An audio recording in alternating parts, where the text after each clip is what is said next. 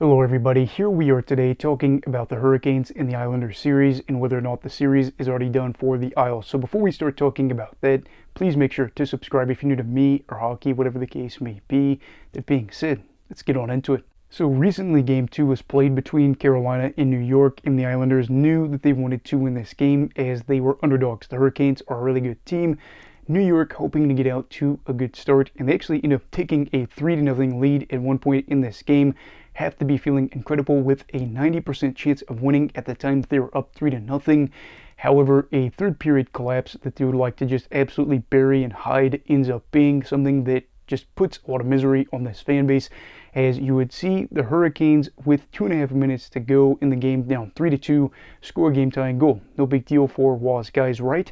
Because they can either win it in regulation or they can win it in overtime. Problem is, 9 seconds later, Martinook ends up scoring a goal for Carolina, gave them a 4-3 lead, meaning it's going to be an uphill battle in the dying parts of this game to be able to try to tie it in forced OT. Problem is, an empty net goal for Carolina ends up giving them a 5-3 win as the Islanders end up snatching defeat from the jaws of victory.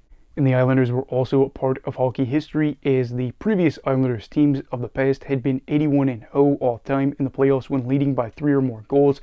I'm not exactly sure when all that happened because I know the Islanders haven't been a super dominant team for a bit. Of course, they had some playoff success in recent years, but other than that, there's not been a run in recent memory that makes me think, oh, holy cow, they're just blowing teams apart. But I have to imagine that, again, a lot of that happened in the early 80s when they were just mowing down teams on their way to 4 straight championships. Not something you can say, oh, well, this is part of the whole group, as again, it's one game compared to the span of all the years the Islanders have existed. Still not a fun thing to say. Now we are 1-81, and we are that club. We are this team from this season that ended up snapping that streak. And truthfully, it had to be really disheartening for this team to be able to say that they led for over 25 minutes in this one, only to see Carolina lead for just over 2 minutes to be able to get the win. And I think looking at that by itself, you would say, oh yeah, they definitely deserved to win this game.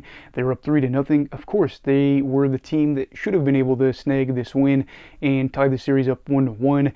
However, what I'm going to talk about next probably is a good indicator as to why this series could be over if they play the way they did. So they were up 3-0 in this game, but they got outshot a lot. So they were outshot in the game 39-12 from what I could find online, and the final 2 periods it was 29-5.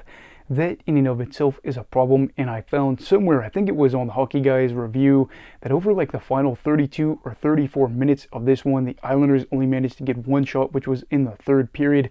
Let's just say that it was 2 over their final like 34 minutes. That is a huge problem as Carolina was able to dominate shots for, and they just were able to mount a comeback because they were playing such good hockey. And some people could say, oh, maybe it wasn't at 5-on-5. It was at 5-on-5. I looked at the Horvat, Barzal, and Cizikas line, and from what I found on Natural Stat Trick, at 5-on-5 play, if I am correct, they were outshot 12-1 in this game.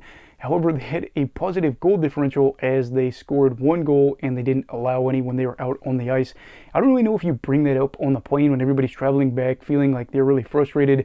Maybe Waz in there yelling at guys and be like, well, coach, our line, when we played together, we ended up, having a goal differential of +1 where some other guys had a bad night. You probably don't really bring that up because it's still a loss, and you know that some coaches are not going to take too kindly to that, but it's just crazy to me that they were able to get outshot the way they did and still manage to get that 1 goal. But again, even looking at that, it does point to a broader issue where some of these better players for the team still got dominated, especially at full strength. And the Islanders, if they want to be able to win Game 3 and of course go on to win the series, are going to have to do things like block shots. They led the league in most block shots on the year. Ideally you would be able to get the puck back and regain possession and maybe turn that into offense, but at the very least you can't let the Hurricanes lead for over 30 minutes in a run. So I think looking at some of these things, they're just going to have to again regain puck possession, make things dirty for the Hurricanes trying to get into the zone, not letting them establish offensive zone time, making sure that again there's not going to be an opportunity for those short bursts of goals where they scored 2 goals in 9 seconds, where they're able to capture the game. Yes, the Hurricanes probably deserve to win this game because of the fact they were able to continuously just wear down the Islanders. But when you have a 3-0 advantage, you have to wonder exactly how you let that slip away. Again, in part, they just didn't show up to play compared to what the Hurricanes did. Mind you, the Hurricanes are a good team. Now, a lot of people are talking about Varlamov or Sorokin, who's going to start in net. Nobody's going to have to worry about that because, again, if they're playing like they did in Game 2, anybody that's in there, you could put in Prime Brodeur, Prime whoever you want, they're still going to lose that game. So they're going to have to get back to the basics and try to figure out exactly how to be able to win Game 3, because if they go down 3-0 in the series, that's going to be a major problem. I know that sounds really obvious, but teams that are trailing 3-0 in the playoffs are 4-202 in NHL history, according to an NHL post that they themselves recently posted, whereas teams that are trailing just 2-0 and are able to come back from that are like 55-340 or something along those lines. Either way is a big uphill battle that they have to climb here, and they have just a 6.2% chance of making the second round, according to MoneyPuck.com when I last checked it. It's probably because of the fact that they have to win 4 out of the next 6 games against the Hurricanes, 4 out of the next 5. That's going to be very tough, and the question remains whether or not they're going to be able to do it, as this Islanders team has been capable of getting hot. But like I said in my series preview, they've also had some moments where they've slumped, and they didn't necessarily dominate over the stretch where they were winning a lot of games. So I'm really curious to see how this goes. If I'm being 100% transparent with you, not wasting your time, I do think that the series is done. I picked the Hurricanes, I believe, in 6 games. I don't like to go shorter than that because, again, you can have some teams be able to rally. But I got to be honest, if this was able to get to 7 games, I'd be shocked. And if the Islanders were able to win this, I'd be even more, jaw to the floor. The Hurricanes are a better team. We knew this. The Islanders were able to get hot to close out the year. But like I said, underlying numbers weren't great. They beat some teams that, again, were more towards the bottom of the league.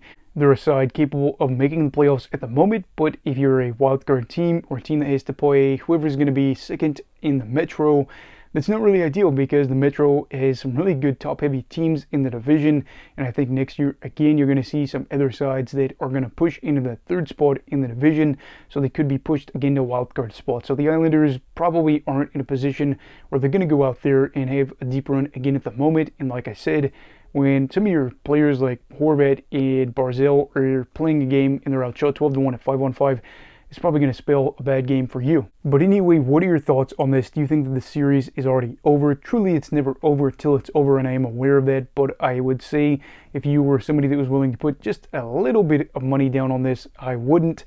Again, you would probably be able to make a little bit of money for that. I'm not really familiar with all of the betting stuff because I don't gamble or anything like that. But yeah, the Islanders have a very big uphill battle to face in the next coming days if they're able to make things happen. Anyway, please make sure to like this video if you enjoyed it. Subscribe if you're new. Everybody stay safe. Have a great night. And you go love hockey, alright? Goodbye, Brigadiers and Brigadettes. This is your captain signing off. Have a great night.